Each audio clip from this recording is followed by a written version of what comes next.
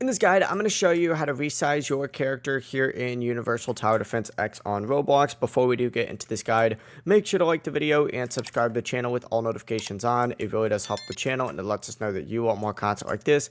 We'd greatly appreciate it. And if at any point throughout this guide you did have any questions, just ask them down in the comment section below and we can help you out further. I'm going to be doing my best to reply to every single comment down there. But first things first, open up the game itself, and I don't know why I just teleported over here. Whoops, that was an accident.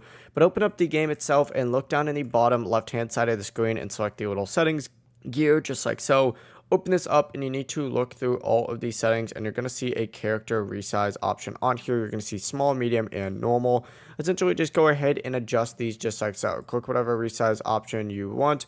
Keep in mind you do need to own the Resize Game Pass, but as soon as you go and do that, you will be resized, and that is the full process just like so.